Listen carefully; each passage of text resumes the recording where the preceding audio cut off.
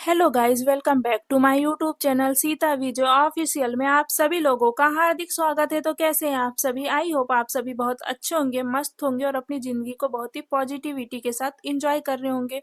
तो बस वीडियो की शुरुआत करते हैं और आज मुझे करनी है डीप क्लीनिंग। तो बस मैं आ चुकी हूँ यहाँ बेडरूम में और बेड पर बहुत ज़्यादा डस्ट वगैरह से जमा हुआ था, क्योंकि ब्लैक कलर का बेड है तो और ज़्यादा इस पर डस्ट वगैरह जो भी जमा रहता है तो बहुत ही ज़्यादा दिखता है। तो यहाँ पर मैंने गीला कपड़ा कर लिया था और इसे यहाँ पर अच्छे से मैं यहाँ पर पोंछ लूँगी, क्योंकि डस्ट जो है ब्लैक कलर पे अलग ही उभर के आता है। तो काफ़ी दिन से सोच रही थी कि कर लूँ, पर आज मैंने फाइनली टाइम निकाल लिया है। और यहाँ पर सोना की फ़ोटो भी लगी थी जिस पे भी काफ़ी डस्ट जमा होता, तो साथ में उसको भी मैंने क्लीन कर दिया। और अलमारी पे भी डस्ट जम ही जाता है, सामान जितना भी रहता है सब पे थोड़ा बहुत डस्ट जम ही जाता है, तो इसी बहाने वो साफ भी हो जाता है। तो यहाँ पर मैंने गीला कपड़ा करके पहले ही ला ली थी। और यहाँ खिड़की पे सोना यहीं पे पढ़ाई करती है तो खिड़की पे कुछ ना कुछ उसका सामान पड़ा ही रहता है। तो बस उसको भी मैंने यहाँ से उठा के फेंक दिया है और वहाँ से खिड़की के पास भी अच्छे से पोंछ दिया। और उसके बाद मैं आ गई थी यहाँ पर पलंग पर, क्योंकि आज मुझे वॉशिंग मशीन भी लगाना है और साथ में चादर वगैरह, तकिया के कवर सब कुछ धोना है। तो सोचा इसको भी निकाल ही लेती हूँ। डस्ट वगैरह डस्टिंग तो कर ही ली हूँ मैंने, जो भी गिरा होगा डस्ट वगैरह वो सब कुछ चादर पे ही गिरा होगा, गद्दा खराब नहीं होगा, तो इसलिए मैंने चादर को बिछे ही रहने दिया था। और यहाँ पर चादर को मैं निकाल लूंगी और तकिया वगैरह को मैं वैसे ही जमा दूंगी, क्योंकि मुझे अभी चादर यहाँ पर जमाना नहीं, चादर अभी मुझे बिछाना नहीं है। चादर को मैं कल बिछाऊंगी, पहले कपड़े वगैरह अच्छे से धो लूँ और सारे कमरे की डस्टिंग कर लूँ। तो तकिया वगैरह मैं वैसे ही जमा दूंगी ना, तकिया में भी मैं यहाँ कवर नहीं डालूंगी, सब कुछ मैं एक दिन बाद ही करूंगी।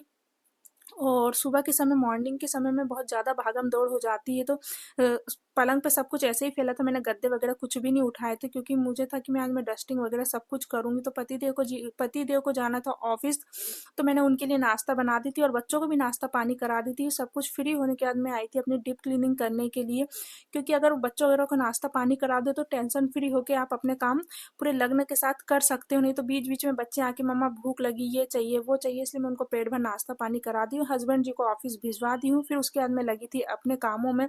तो यहाँ मैं आ चुकी हूँ रेक पर। रेक पे भी सोना कुछ ना कुछ या उनके पापा कुछ ना कुछ लाके सामान ऐसे पटक देते हैं, बस कुछ भी लाए और लाके रख देते हैं। तो वो भी बहुत दिनों से ऐसे ही पड़ा हुआ था, तो सोचा इनको भी इसी बहाने सब कुछ साफ कर लेती हूँ। जब एक चीज में लगो तो उसको एकदम मन भर के, एकदम शिद्दत के साथ पूरा क्लीन कर लो, तो तभी घर अच्छा सुंदर भी दिखता है और मन को तसल्ली भी होती है कि हाँ कुछ काम किया है तो वो दिखाई दे रहा है। तो यहाँ पे मैंने गीले कपड़े से अच्छे से रेगजीन को पोंछ लिया है, रेगजीन को मैंने निकाला नहीं है, बस वैसे ही पोंछ दिया है। और उसके बाद में जो भी सामान रखा था उसको अच्छे से पोंछ के अपनी अपनी जगह पे यहाँ पर मैंने रख दिया। और उसके बाद मैं आ गई थी यहाँ नीचे। नीचे भी पूरा रेक मुझे डस्टिंग करनी थी यहाँ पर। तो बस यहाँ से कॉपी किताब जो भी जमा हुआ था पहले उसको मैं यहाँ पर निकाल लूंगी और उसके बाद में रेक्सीन को अच्छे से झटक लूंगी। और जो भी जाले वाले थे वो भी मैंने गीले कपड़े से पोंछ दिया है और पेपर को भी झटक दिया है, रेक्सीन को भी झटक दिया और रेक्सीन को गीले कपड़े से अच्छे से पोंछ दूंगी।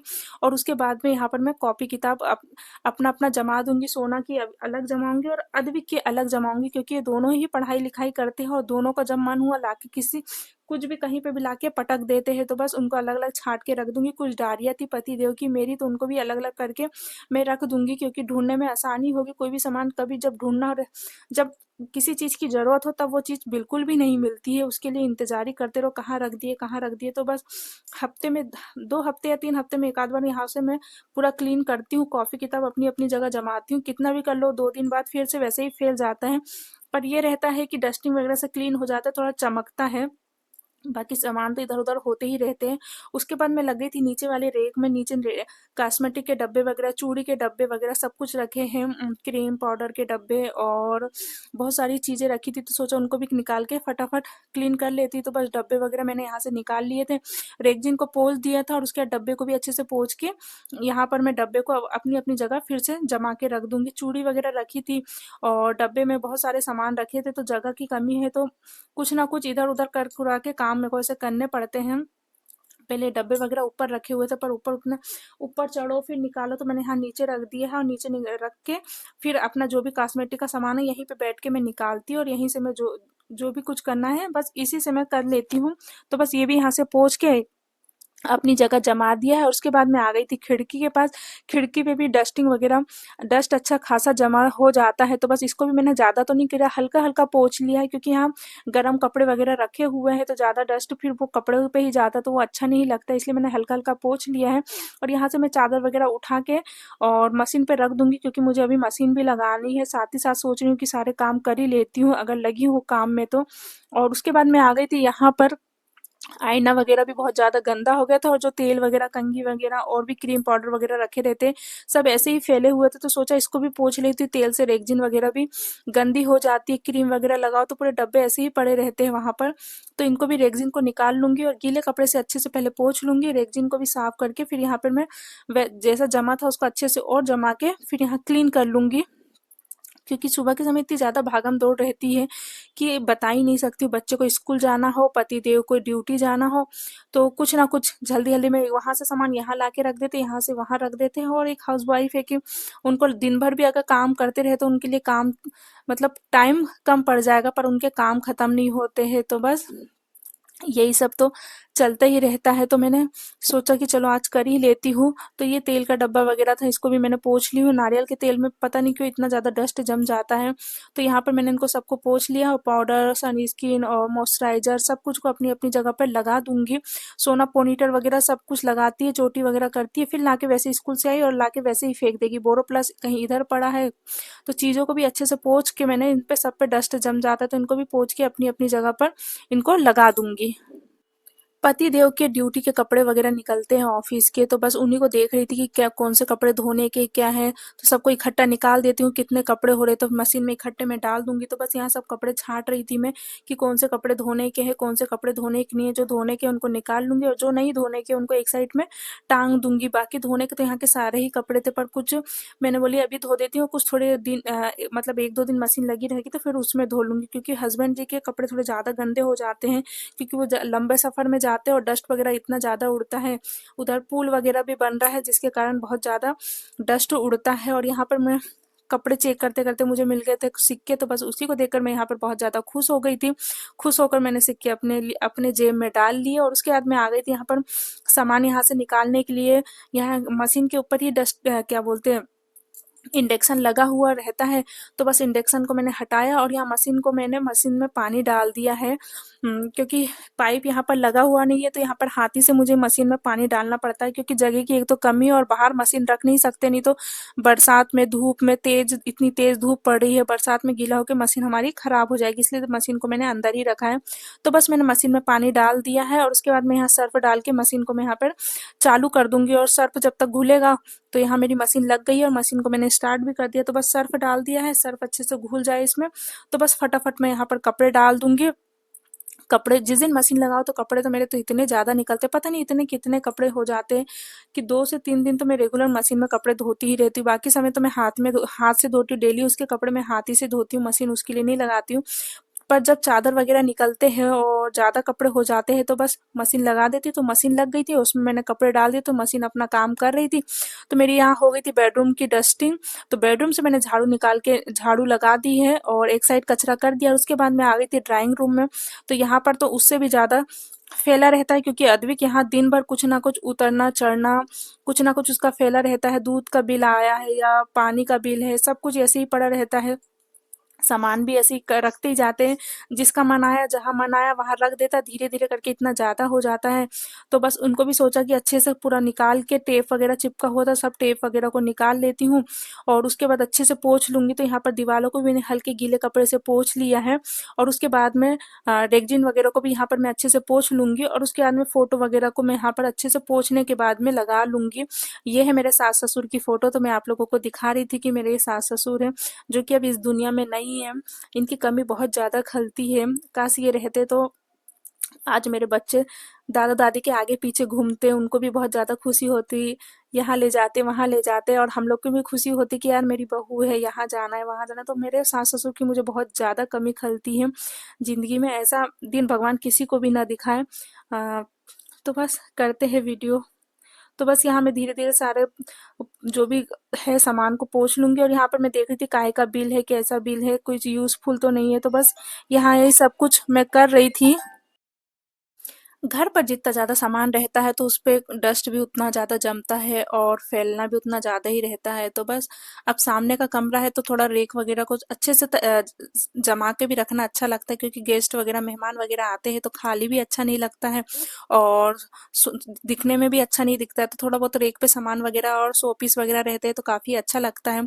और इन पे भी काफ़ी ज़्यादा डस्ट जम जाती है, बहुत ज़्यादा डस्ट हो जाती है और ठंड में तो और ज़्यादा डस्ट हो जाती है। अगर आपने एक हफ्ते में एक आध बार नहीं पोंछा और डस्टिंग नहीं करी हो तो वो एकदम जम जाता है। तो बस ऊपर वाली रेक को मैंने जमा दी थी, उसके बाद आ गई थी यहाँ उसके नीचे वाली रेक पर।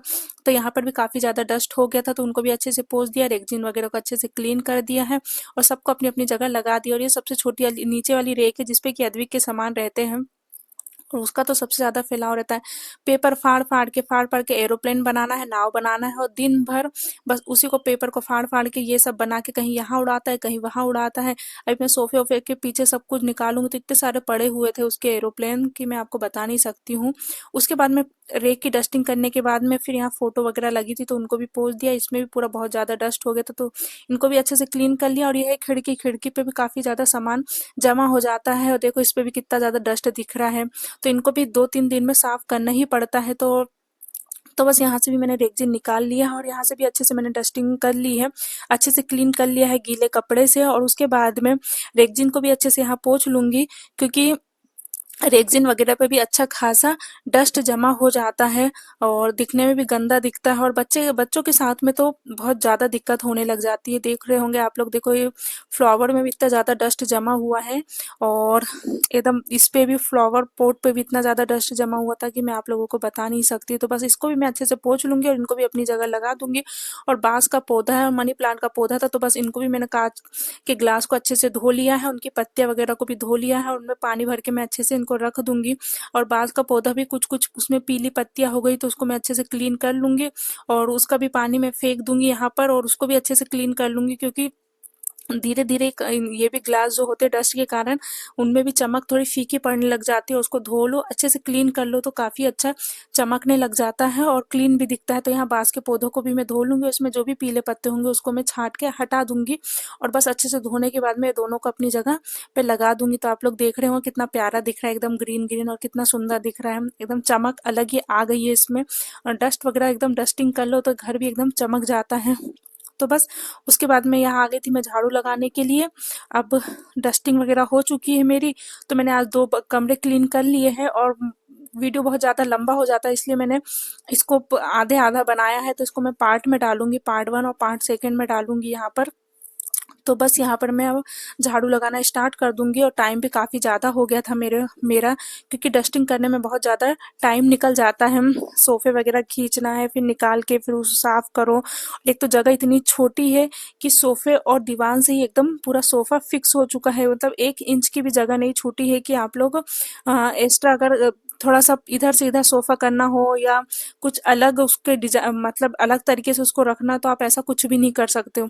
क्वार्टरों में तो एकदम बहुत ही छोटे-छोटे कमरे रहते हैं और सामान इतना गृहस्थी का सामान इतना ज़्यादा हो जाता है कि बता नहीं सकते, बहुत ज़्यादा एडजस्ट करना पड़ता है। कमरे छोटे-छोटे हैं, बाहर और सामने का आंगन इतने ज़्यादा बड़े हो गए हैं और कमरे छोटे-छोटे हो गए कि सामान रखने में बहुत ज़्यादा दिक्कत होती है। ठंडी और गर्मी में तो चलो निकल ही जाता है, पर बरसात के समय में इतनी ज़्यादा प्रॉब्लम होती है कि बाहर भी अगर सामान रखा है तो कौन-सा खराब हो रहा है या कौन-सा अच्छा है, उनको सबको यहाँ पर देखकर अंदर रखना पड़ता है। और यहाँ थोड़ा बहुत काम मैंने सोना को भी दे दिया था कि आप कंबल वगैरह जमा दो दीवान को खसका के वहाँ पर। मैंने अभी आप लोगों को बताई ना कि एरोप्लेन बना-बना कर इसने इतने ज़्यादा, कहीं दीवान के नीचे पड़ा है तो कहीं इसके नीचे पड़ा है, कहीं सोफ़े के पीछे पड़ा है, तो इतने ज़्यादा हो गया था। तो बस सोना को बोला आप यहाँ से डस्टिंग करो, साफ-सुथरा उसको बता रही थी कि फटाफट यहाँ से डस्ट कर लो तो अपन दीवान को खींच के यहाँ से जो भी कचरा है, डस्ट वगैरह जमा हो जाता है उसको क्लीन कर लेंगे। तो बस दीवान बहुत ज़्यादा भारी था, तो मेरे हाथ से तो अकेले बनता नहीं, तो थोड़ी सी सोना की मदद ली और यहाँ से मैंने झाड़ू वगैरह निकाल दी है, अच्छे से क्लीन कर लिया है। और तो यहाँ से मैं अच्छे से क्लीन कर लूँगी और फिर दीवान को अपनी जगह कर दूँगी। दीवान इतना ज़्यादा भारी हो जाता है कि एक से तो खिंचाता ही नहीं है, और धक्का देना हो तो धक्का दे सकते, जब खींचने की पारी है दीवार से इधर ऑपोजिट साइड में तो बिल्कुल भी नहीं खिंचाता है। तो यहाँ पर फिर मैंने सोना की मदद ली थी, आप लोगों ने देखा। तो बस यहाँ से मैंने पलंग के नीचे से सारा खर्च कचरा निकाल दिया है और दीवान के आजू बाजू से भी। तो बस सोना को बोला कि यहाँ से थोड़ा बहुत काम आप भी कर दो। तो सोना ने यहाँ से अपना चादर वगैरह क्लीन कर लिया और सब कुछ जमा के अपना रख दिया है। और उसके बाद फिर मैंने सोफ़े को खींच लिया है और सोफ़े के पीछे जितना भी कचरा है उसको भी अच्छे से मैं क्लीन कर लूँगी। तो बस अभी आ गया था, तो अभी थोड़ी बहुत मेरी मदद भी कर रहा था और मेरा काम भी बढ़ा रहा था, थोड़ा चिल्लाने भी लगा रहा था। तो बस यहाँ पर वही सब, यहाँ पर देखो आप लोग, कचरा ऐसे डस्ट ज़्यादा हो गया था। तो बस थोड़ा बहुत तो मैंने पहले ही फेंक दिया था, थोड़ा बहुत ये सब कुछ निकला है। तो इसको भी मैं अच्छे से उठा लूँगी कचरे को, क्योंकि सोफ़े के पास जगह नहीं है बिल्कुल भी निकलने के लिए, दीवान के ऊपर से ही जाना पड़ेगा। और यहाँ झाड़ू वाड़ू लगा के मैंने कचरा सारा इकट्ठा कर लिया है। और इनको इकट्ठा करने का जो भी काम की चीज़ है उसको एक साइड कर दूंगी और जो नहीं है उनको ले जाके सीधे डस्टबिन में फेंक दूंगी। देखो कितने सारे पेपर निकले, पेपर से तो इतना ज़्यादा पूरा घर भरा हुआ है। बस दिन भर पेपर फाड़ना, एरोप्लेन बनाना, कॉपी फाड़ना और एरोप्लेन बनाना, बस दिन भर यही चलता रहता है इसका। तो बस यहाँ से मैंने पूरा कचरा इकट्ठा कर लूँगी और इसको ले जाके सीधे डस्टबिन में डाल दूँगी। इसके बाद मैं सीधे काम करूँगी पोछा लगाना, क्योंकि डस्टिंग भी हो चुकी है मेरी और जो कपड़े धोने के थे वो भी मशीन में चले गए हैं। और यहाँ पर मैंने पंखा चालू कर लिया है। तो बस यहाँ पर मैं लग जाऊंगी पोछा लगाने के लिए।